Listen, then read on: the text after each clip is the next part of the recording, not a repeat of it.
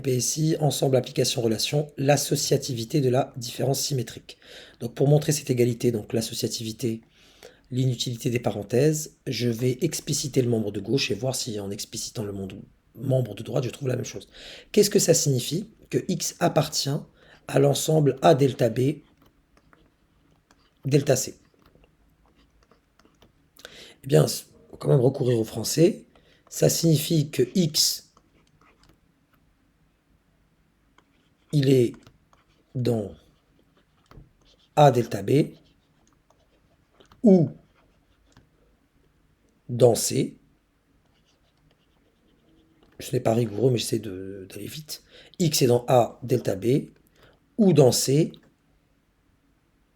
mais pas dans les deux. Et pas dans les deux, si vous voulez. On va utiliser on va être un peu plus rigoureux. Et pas dans les deux. Il n'est pas à la fois dans C et dans A delta B. Donc on va essayer de comprendre. Il n'est pas à la fois dans C et dans A delta B. C'est-à-dire qu'il ne peut pas y avoir d'intersection uniquement entre C et B, par exemple. Explicitation. Donc qu'est-ce que ça signifie cette phrase?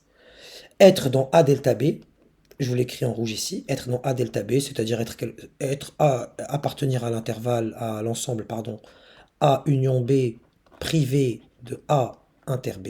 Je suis privé de cet ensemble-là. Soit je suis là-dedans, dans le rouge là, ou dans C, mais pas dans les deux en même temps. Voyons voir ce que cela donne.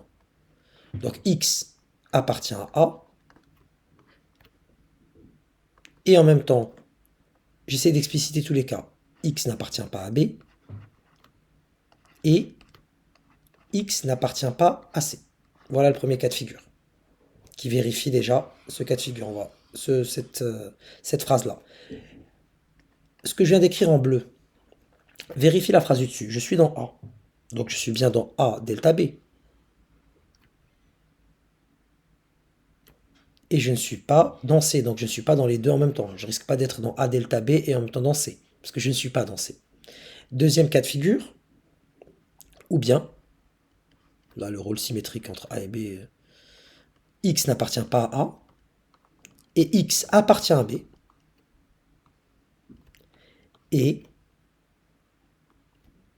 X n'appartient pas à C. Encore une fois, si on ne peut pas dire que X appartient à C, parce que si vous dites X appartient à C, qu'est-ce qui se passe? Bah, vous aurez un élément qui est dans les deux, c'est-à-dire étant dans A delta B et en même temps dans C, sauf qu'on ne doit pas avoir les deux. Autre cas de figure qu'on peut citer, ou bien, X appartient à C, mais si je suis dans C, et X n'appartient pas à A delta B.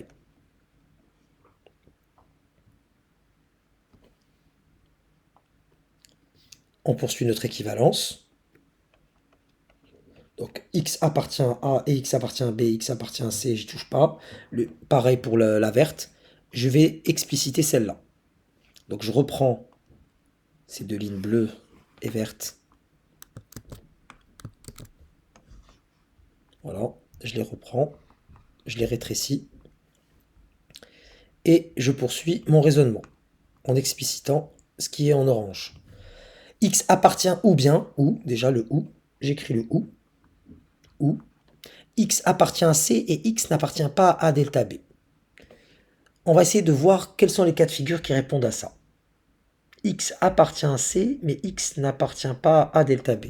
Eh bien, tout simplement, un cas qui répond à celui-là, bah, X appartient à C et X n'appartient pas à A et X n'appartient pas à B. Ou, il y a un autre cas de figure qu'il ne faudra pas oublier, c'est là où il y a la difficulté, c'est tout simplement appartenir aux trois à la fois. X appartient à C. Et là, ça peut paraître contre-intuitif, donc on peut s'arrêter quelques instants. C'est ce passage-là qui peut poser problème. Parce qu'en effet, ce que j'encadre en rouge ici, vérifie bien ce qu'il y a en orange là. Je suis à la fois dans C et j'appartiens à A et à B.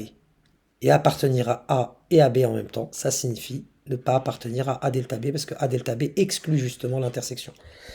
Et l'astuce ici, c'est que en démarrant de là, vous allez aboutir au même raisonnement. C'est-à-dire qu'il est dans C, au lieu de dire qu'il est pour le membre de droite, si vous voulez, pour poursuivre le raisonnement. Donc, pour le membre de droite, vous allez faire la même chose, mais avec C. Vous direz X est dans A ou dans B delta C, et pas dans les deux, et vous aboutirez à la fin à la même chose, c'est-à-dire tous ces cas de figure-là.